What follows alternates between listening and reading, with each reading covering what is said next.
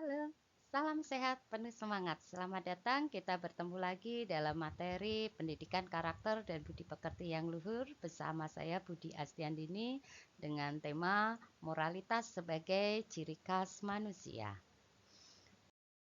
Hari ini kita akan membahas tentang tiga hal, yaitu ciri khas manusia, moralitas, dan moralitas sebagai ciri.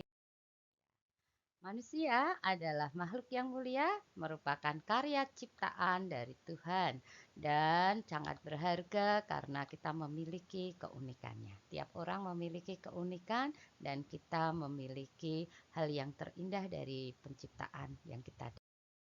Oke, manusia yang pertama berasal dari kata Sanskerta yaitu manu, dan kemudian dari bahasa Latin men, artinya berakal budi, ya, memiliki akal budi untuk menguasai makhluk yang lain. Jadi kita sebagai penguasa atau bisa mengatur makhluk yang lain, yaitu hewan dan tumbuhan. Manusia memiliki akal budi yang paling sempurna dibandingkan makhluk yang lain, dan kita merupakan makhluk yang bermasyarakat, berpolitik, budaya, berbahasa. Definisi manusia menurut beberapa ahli ada yang merupakan unsur dari roh, jiwa, dan tubuh. Ada juga yang hanya bagian dari jasmani dan rohani. Ada juga dianggap sebagai makhluk yang mulia, baik badan, akal, dan roh. Ada juga yang berpendapat bahwa manusia merupakan makhluk yang terbuka, bisa memilih dalam situasi apa yang dia inginkan dan tanggung jawab terhadap keputusan yang akan dia buat. Bagaimana dengan Anda? Siapa menurut Anda? Manusia sebagai makhluk hidup, dia memiliki ciri dapat bernafas, bergerak, berkembang biak, memerlukan makan minum, kemudian peka terhadap rangsangan, dan bisa menyesuaikan dengan kondisi lingkungan. Ciri khas manusia bergerak tidak usah dibantu. Kalau tumbuhan harus dibantu, ya. Kita bisa berjalan maupun jalan di tempat melakukan aktivitas. Saat bernafas, kita menghirup oksigen untuk keperluan metabolisme, pertumbuhan tubuh kita, dan mengeluarkan CO2 sebagai hasil ekskresi atau zat-zat yang harus kita buang. Tumbuh kembang kita perlu tumbuh, bertambah berat dan tinggi badan yang banyak dipengaruhi oleh beberapa faktor, bisa gizi, lingkungan, genetik. Kita memiliki kepekaan terhadap rangsang, baik dari cahaya, panca indera, maupun sistem hormonal di dalam tubuh kita untuk menyesuaikan dan melindungi tubuh kita. Nah, ciri khas manusia yang penting adalah dia bereproduksi atau berkembang biak supaya tidak.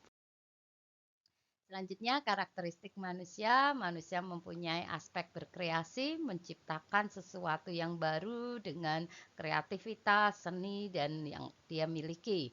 Kemudian aspek ilmu, dia dapat belajar, meningkatkan pengetahuannya.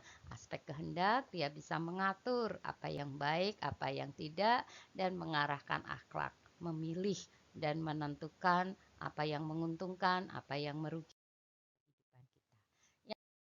tentang moralitas. Kata moralitas sama halnya dengan moral, tetapi fokusnya lebih pada sifat. Bagaimana sifat seseorang? Sifat ini bentuknya adalah sangat abstrak. Nah, biasanya pada moralitas atau sifat moral itu dinilai dengan kondisi apakah baik ataukah buruk suatu perbedaan moral dengan moralitas. Kalau moral itu membedakan baik dan buruk, kalau moralitas standar moralnya adalah menguntungkan atau merugikan.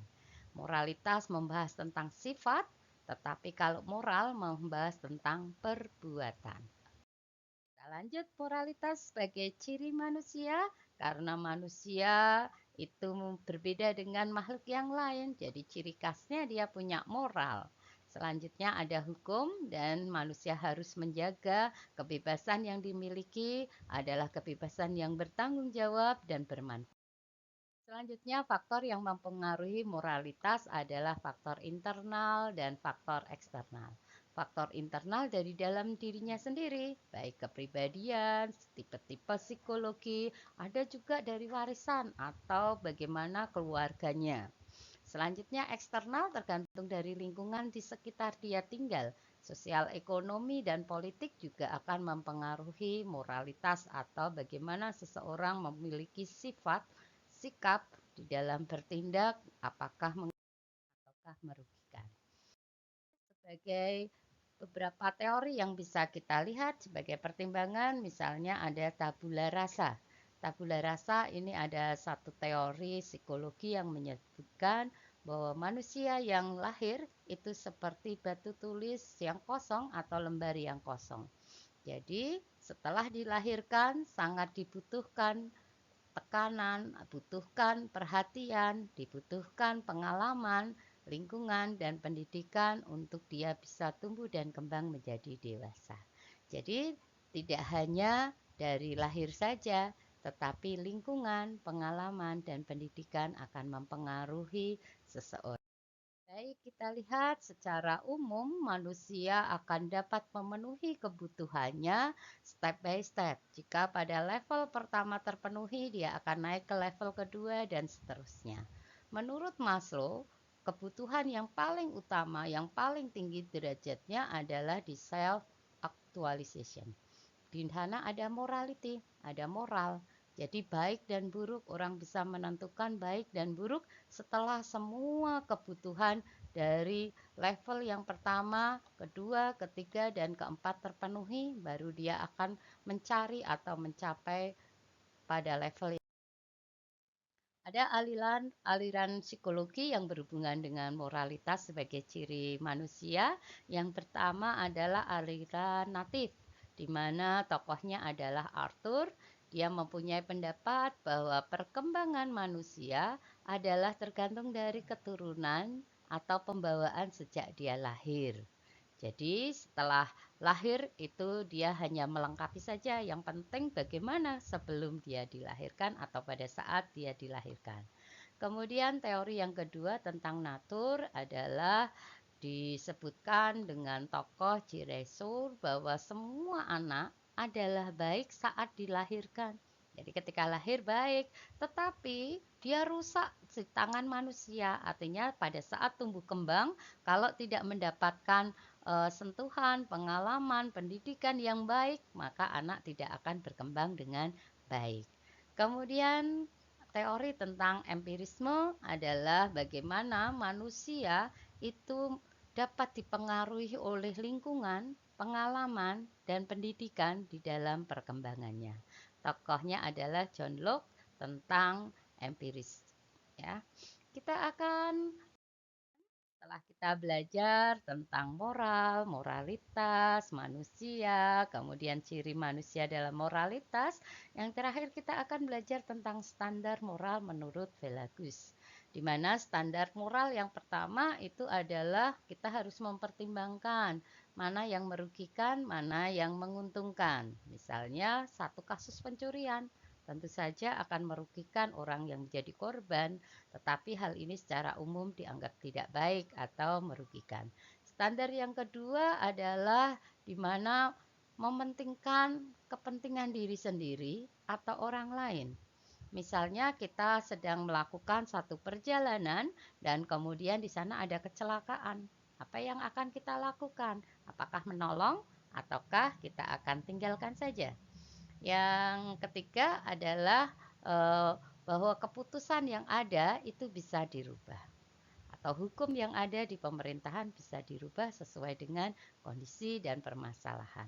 Standar moral itu bisa diasosiasikan atau diperkirakan atau disamakan dengan bagaimana seseorang menyampaikan emosinya tertentu atau kosakata tertentu yang digunakan. Misalnya, secara emosi dia merasa bersalah. Ketika seseorang masih punya perasaan bahwa dia melakukan kesalahan dan dia menyadari, berarti dia mempunyai moral yang baik. Selanjutnya ada juga melalui perkataan, oh ini salah saya mohon maaf, saya menyesal. Itu adalah bentuk dari standar moral yang diharapkan. Selanjutnya pada standar moral itu diharapkan tidak memihak karena setiap orang memiliki kedudukan yang sama.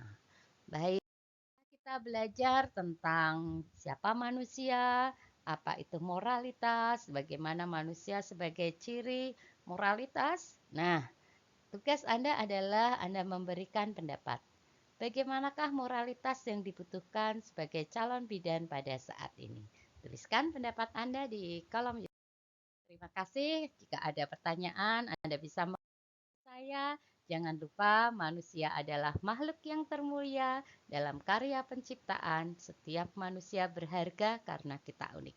Tidak ada satupun yang terluput dari Tuhan. Kita semua diciptakan sebagai ciptaan termulia dan punya keunikan.